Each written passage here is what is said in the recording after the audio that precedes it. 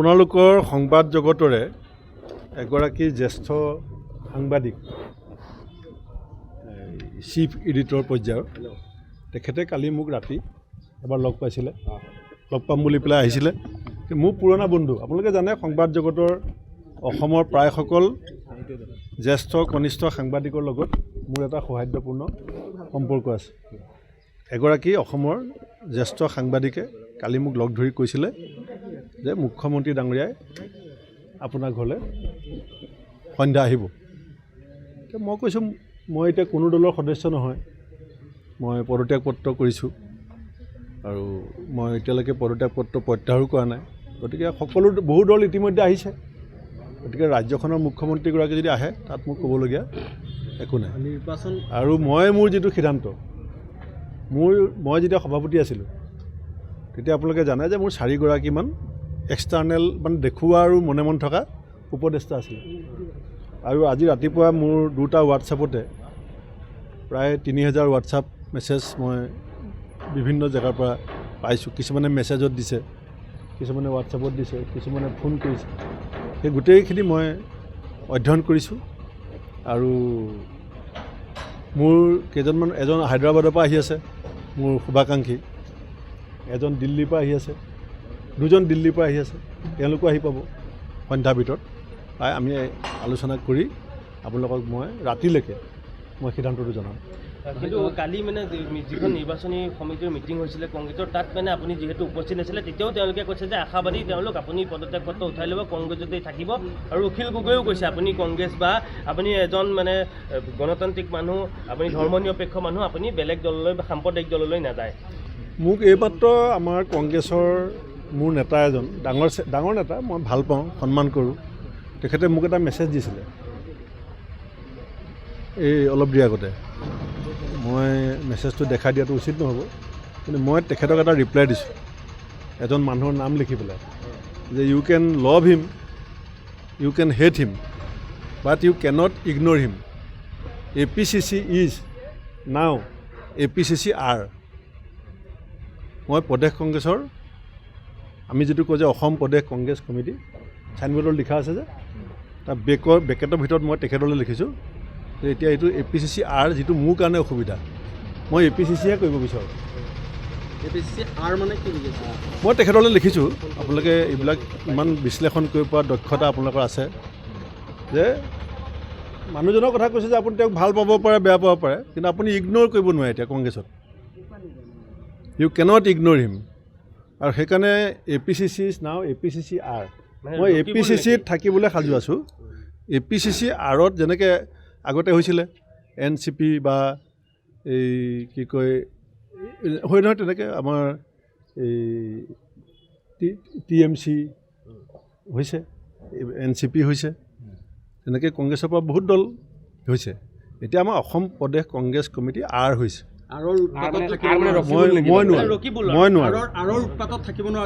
চবেই দেখিব এতিয়া লাহে লাহে, চবেই এইটো, মই অকণমান দুঃসাহস আছে, সেইকাৰণে মই কথাবিলাক মোৰ সতীৰ্থসকলক সজাগ কৰি দিছোঁ। মোৰ সতীৰ্থসকল ইয়াত আছে, এওঁ যোৱা 5 বছৰ বেয়া দিনত OBC ডিপাৰ্টমেণ্টৰ চেয়াৰমেন আছিলে, এওঁ APCC মুখপাত্ৰ হৈ আছিলে। মই এওঁলোকক সজাগ কৰিছোঁ যে তোমালোকে APCC আৰ কৰা, মানে if you want to survive in Congress তেতিয়াহ'লে ডোণ্ট বি ইন APCC। মই আছিলোঁ, you be in APCC R. আৰু আপুনি বিৰোধী দলৰ এগৰাকী শক্তিশালী নেতাই জিতেন্দ্ৰ সিঙৰ লগত কথা পাতিছিলে, আৰু জিতেন্দ্ৰ সিঙে আপোনাক কিছু অলপ বেয়াকৈ কৈছে বুলিও কৈছে মানে। গতিকে এনেকুৱা পৰ্যায় হ'লনে যে আপুনি যিগৰাকী জিতেন্দ্ৰ সিঙে আপোনাক কিমান আগতে ভাল পায়, ইমান দায়িত্ব দিলে, সেইগৰাকী জিতেন্দ্ৰ সিঙে আপোনাক হঠাৎ তেনেধৰণে কিছুমান কথা ক'ব? সেইবিলাক কথা পাতিবলৈ বহুত সময় পাম বাৰু, আপোনালোকক লগ পাই থাকিম। ঠিক আছে, উপযুক্ত সন্মান, উপযুক্ত মৰ্যাদাৰে যদি আপোনাক আঁকোৱালি লয়, ইতিমধ্যে যাব বুলি প্ৰায় বিজেপি দলত যদি উপযুক্ত সন্মান দিয়ে, আপুনিও যথেষ্ট ৰাজনীতি জীৱনত যথেষ্ট সময় কটাইছে, প্ৰত্যাহ্বান গ্ৰহণ কৰিছে, সন্মানিত হ'লে আপুনি নিশ্চয় সন্মান গ্ৰহণ কৰিব ভালকৈ। সেই কথাখিনি এতিয়ালৈকে অহা নাই, কাৰণ মই আপোনাক কৈছোঁৱে যে এতিয়ালৈকে মোক আনুষ্ঠানিকভাৱে আপোনালোকৰ নিচিনা এজন জ্যেষ্ঠ সাংবাদিকে মোক সৈতে কেইষাৰমান কথা পাতিছে, য'ত তেনেকুৱা প্ৰস্তাৱ নাই। খালি মোক এষাৰ কথা কৈছে যে মুখ্যমন্ত্ৰী আপোনাৰ ঘৰলৈ আহিব বিচাৰিছে। টিভিত কোৱাটো মই আবেলি গম পাওঁ, কিন্তু মোক ভাৰবেলি জনাইছে। আৰু তাতকৈ বেছি কথা এতিয়া মোৰ লগত হোৱা নাই। ঘৰলৈতো চাওক, ঘৰলৈ অহাটোতো চাওক, ঘৰলৈতো অহা যোৱা আছিলেই, এইটো লুকাবলৈ একো নাই। আমাৰতো ঘৰত কোৱাৰ্টাৰটো একেলগে আছিলে, হোটেলত একেলগে আছিলোঁ, ৰাজনীতি একেলগে কৰিছোঁ। 22 বছৰ 93 চনত ডিবেটিঙৰ প্লেটফৰ্মত তেখেতক লগ পাইছোঁ। তেখেতে কটন কলেজক ৰিপ্ৰেজেণ্ট কৰি গুৱাহাটী ইউনিভাৰ্চিটিত ডিবেটিং কৰিবলৈ আহিছিলে। মই লখিমপুৰ কলেজক প্ৰতিনিধিত্ব কৰি ডিবেটিং কৰিবলৈ আহিছোঁ। তাৰপাছত হিতেশ্বৰ শইকীয়া ডাঙৰীয়া হেলিকপ্টাৰত, তেতিয়া কেবিনেট মন্ত্ৰী ঘূৰা নাছিলে, আপুনি দেৱব্ৰত শইকীয়া ডাঙৰীয়াক সুধিব। তেতিয়া হেলিকপ্টাৰত 3টা ছিট থাকে, 2টা ছিট মোৰ আৰু হিমন্ত বিশ্ব শৰ্মা ডাঙৰীয়া আছিলে। গতিকে একেলগেতো আছিলোঁ। পাৰ্থক্যটো কেতিয়া আহিছিলে? 15 চনত 58জন MLA চহী কৰিলে, 23জনে নকৰিলে, তেখেতে নেপালে। মোৰ ক্ষেত্ৰত আকৌ 20জনে চহী কৰিলে, 18জনেৰে আৰ বেছি, আৰ কোম্পানী মোক ভাঙি দিলে। অজন্তা নেওগ বাইদেউক CLP পাতিবলৈ কোন ঘূৰি ফুৰিছিলে? আপুনি মনত পেলাব কথাবিলাক। কালি মুখ্যমন্ত্ৰী অসম বিধানসভাত বিধায়িনী দলৰ নেতা কোন হ'ব? দেৱব্ৰত শইকীয়া হ'ব নে অজন্তা নেওগ হ'ব? সিদ্ধান্ত কোনে ল'ব বিচাৰিছিলে? APCC প্ৰেচিডেণ্ট কোন হ'ব? সিদ্ধান্ত কোনে ল'ব বিচাৰে? এতিয়া দুলীয়াজানৰ টিকেট কোনে পাব? নাওবৈচাৰ টিকেট কোনে পাব? আৰু কোম্পানী আপোনাৰ মই উদাহৰণস্বৰূপে কৈছোঁ। আপুনি চাব, উজনি অসমত এতিয়া মাজুলী টিকেট কোনে পাব? মাজুলী টিকেটৰ সিদ্ধান্ত ল'ব। তো APCC, সেই APCCত মই আছিলোঁ নেকি? মই সেই APCCত জইন কৰিছিলোঁ নেকি? মই মোৰ নেতাক কৈছোঁ ৰাতিপুৱা, সেইটো মই আপোনালোকক কোৱা নাই যে মই APCCহে কৰিম, মই APCCৰ মুহাটো বহিম। মোক যদি APCCয়ে কয় যে পিৰাত বহা, পিৰাটো বহিম। মই APCC আৰ নকৰোঁ। কালি মুখ্যমন্ত্ৰীয়ে কৈছে যে আপুনি কৈছে যে 32 বছৰ কংগ্ৰেছ কৰিলে, 22 বছৰ কংগ্ৰেছ কৰিলোঁ বুলি কৈছে, আৰু 10 বছৰৰ পাছত আপুনি মুখ্যমন্ত্ৰীয়ে যিখিনি তেতিয়া বুজি পাইছিলে সেইখিনি এতিয়া আপুনি বুজি পাইছে বুলি কৈছে। সেইখিনি তেখেতে কওক বাৰু, সেইখিনি তেখেতৰ কথা মই প্ৰত্যেকটো কথাই উত্তৰ দিব লাগিব বুলি হোৱা নাই। কিন্তু মই যিখিনি ভাবিছোঁ মই আপোনালোকক কৈছোঁ। মই ভাবোঁ যে আমাৰ গুৱাহাটী সাংবাদিকসকল, মই কোৱাটোৱে শেষ কথা নহয়, আপোনালোকে বুজাটোহে শেষ কথা। গতিকে আপোনালোকে এতিয়া মোকো বহুতে ক'ব ভূপেন বৰা বিশ্বাসঘাতক, ভূপেন বৰা আদৰ্শবিহীন। আদৰ্শটো স্বজাতি আৰু ৰাজনীতিলৈ মানুহ কেলৈ আহে? ৰাজনীতিত 3টা স্বাৰ্থ থাকে, এইটো লুকাই লাভ নাই। এইটো ৰাজনৈতিক পলিটিকেল থিয়ৰী বুলি MAত এখন কিতাপ আছে। আমাৰ বহুত সাংবাদিকে ৰাজনৈতিক বিশ্লেষকে মই অনুৰোধ কৰিম সেই কিতাপখন পঢ়িব লাগে, পলিটিকেল থিয়ৰী বুলি। তাত লিখা আছে, MAত সেইখন কিতাপ চলে, এতিয়াও চলি আছে। কৈছে পলিটিক্স 3টা, এটা পাৰ্চনেল ইণ্টাৰেষ্ট, এটা পাৰ্টি ইণ্টাৰেষ্ট, এটা দেশৰ ইণ্টাৰেষ্ট বা দেশৰ মানুহখিনিৰ ইণ্টাৰেষ্ট। কথাটো মানে এতিয়া পলিটিকেল যিটো পাৰ্চনেল ইণ্টাৰেষ্ট, সেইটো এজনৰ মতে চলিব লাগিব। যিটো পলিটিকেল ইণ্টাৰেষ্ট, সেইটো এজনৰ মতে হ'ব। দেশৰ ইণ্টাৰেষ্টটোত এজনৰ মতে হ'ব, তাত কোনো মানুহৰ কথা নচলে। কথাটো গতিকে সেইটো মই প্ৰেক্টিছ নাই। মোৰ সমস্যাটো হৈছে মই কৰি আছোঁ, নাই কৰা জানো? কৰিতো আছোঁ কালিলৈকে, কিন্তু প্ৰেক্টিছ নাই। এতিয়া আপুনি মাইক্ৰফোনটো লৈ পেলাই এনেকৈ থিয় হৈ আছে, এইটো মই নোৱাৰোঁ, এইটো মোৰ প্ৰেক্টিছ নাই। মই মাইকৰ ষ্টেণ্ডটো দিব লাগিব, আপুনি এনেকৈ আগত ধৰি দিব লাগিব, তেতিয়া মই কথা ক'ব পাৰিম।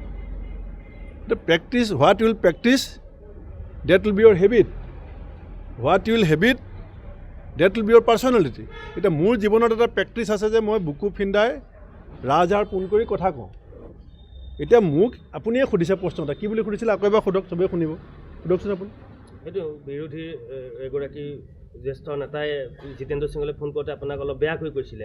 এতিয়া মোক তেওঁলোকে টিভিত কৈছে জ্যেষ্ঠ নেতা, আৰু মোৰ দলৰ নহয়, আমাৰ এলায়েন্স পাৰ্টনাৰৰ এজন নেতাক কৈছে মানে হু ইজ ভূপেন বৰা মই শ্বৰ্ট ফৰ্মত কৈছোঁ আৰু হু ইজ ভূপেন বৰা তে মই কোন অসমৰ ৰাইজে মোক এতিয়া আইডেণ্টিটি দিব লাগিব আপুনি বহু পত্ৰ লিখিলে অসমৰ ৰাইজে এতিয়া মোৰ এটা পৰিচয় দিব সকলো ৰাইজে কোনোবাই মোক বেয়া বুলি দিব কোনোবাই ভাল বুলি দিব অসমৰ ৰাইজ এতিয়া যেতিয়া মোক সুধিছে আপুনি যিহেতু মই কোৱা নাই ND24 ধ্ৰুৱ বৰাই কৈ আছে যে আপোনাক বেলেগ নেতাৰ আগত আপোনাক এনেকৈ কৈছে মোক কৈছে মানে গোটেই বাক্যটোৰ সাৰাংশ হৈছে হু ইজ হি কাৰণ মোক কোৱা হৈছিলে ফল ইন লাইন মই কৈছোঁ এইটো নোৱাৰোঁ প্ৰেক্টিচ নাই কাৰণ এইটো হেবিটো নাই আৰু সেইটো কোৱাৰ কাৰণে এতিয়া মোক ক'ব বহুতে যে এওঁ সুবিধাবাদী এওঁ 10 বছৰ মই সুবিধাবাদী নাছিলোঁ যোৱা 10 বছৰটো মই সুবিধাবাদী কাৰো চকুত লগা নাই 14 চনত বিজেপিৰ বিৰুদ্ধে খেলিছোঁ 16ত বিজেপিৰ বিৰুদ্ধে খেলিছোঁ 21ত বিজেপিৰ বিৰুদ্ধে খেলিছোঁ দিল্লীলৈকে ধৰ্ণা দিবলৈ গৈছোঁ মাৰ খাইছোঁ গটা খাইছোঁ DGP অফিচৰ আগত গটা খাইছোঁ লাষ্ট গেটত গটা খাইছোঁ মই সুবিধাবাদী নহয় এতিয়া কালি আবেলি মই সুবিধাবাদী কাৰণ মই ৰাজহাড় পোন কৰি ৰাখিব বিচাৰিছোঁ মই মোৰ মনৰ কথাবিলাক ক'ব বিচাৰিছোঁ আজিও যদি সঁচাকৈ মুখ্যমন্ত্ৰী আহে আপোনালোকো থাকিব মই বেয়া যদি মুখ্যমন্ত্ৰী ডাঙৰীয়া নিবিচাৰে বেলেগ কথা বিচাৰে আপোনালোকো থাকিব মই বেয়া নাপাওঁ আৰু বহু কেইগৰাকীয়ে এই যাত্ৰাত একেলগে চামিল হ'ব নেকি কংগ্ৰেছ এৰিব নেকি আৰু বহু কেইগৰাকী নেতাই চাওক বহুত মানুহ এতিয়া কংগ্ৰেছৰ ভিতৰত কংগ্ৰেছ এৰিবলৈ সাজু নহয় কিন্তু APCC আৰ কৰিবলৈ সাজু নহয় তেওঁলোক অন্তৰ্নন্দত ভুগি আছে মই নাজানো তেওঁলোকে কি কৰিব মানে তেওঁলোকে APCC কৰিব APCC আৰ নকৰে সেই সংঘাতত মানসিক দ্বন্দ্বত ভুগি আছে সেই দ্বন্দ্বৰ প্ৰথম বহিঃপ্ৰকাশ মোৰ জৰিয়তে ঘটিছে এতিয়া কোনে APCC থাকিব কোনে APCC আৰত থাকিব সেইটো লাহে লাহে সিদ্ধান্ত এজন আৰৰ কাৰণে ইমান কিয় হাইকমাণ্ডে কিয় মানি লৈছে কাৰণেহে এই মিত্ৰতাৰ এলায়েন্সৰ বৈঠকখনত তেখেতে চামিল হ'ব বিচাৰিছিলে হেঁচা প্ৰদান কৰিছিলে AICC-লৈকে তেখেতৰ যি আচলতে সাংগোপাংগ যিখিনি বিধায়ক তেখেতক দিল্লীলৈকে পঠাইছিলে তেওঁলোকৰ যদি এটা প্ৰেছাৰ ক্ৰিয়েট কৰিছিলে একমাত্ৰ লক্ষ্যটো হৈছে বিধানসভা নিৰ্বাচনত কিদৰে টকা উপাৰ্জন কৰিব পাৰি সেয়া এটা আচল লক্ষ্য সেইখিনি এতিয়া মই নকওঁ এইখিনি আপোনালোকে ইমান প্ৰশ্ন যেতিয়া সুধিব পৰা হৈছে আপোনাৰ বিৰুদ্ধে নিশ্চয় মানহানি কেছ কৰিব কংগ্ৰেছে এতিয়া গতিকে আপুনি মানহানি কেছলৈ ভয় নকৰিতো প্ৰশ্নটো সুধিছে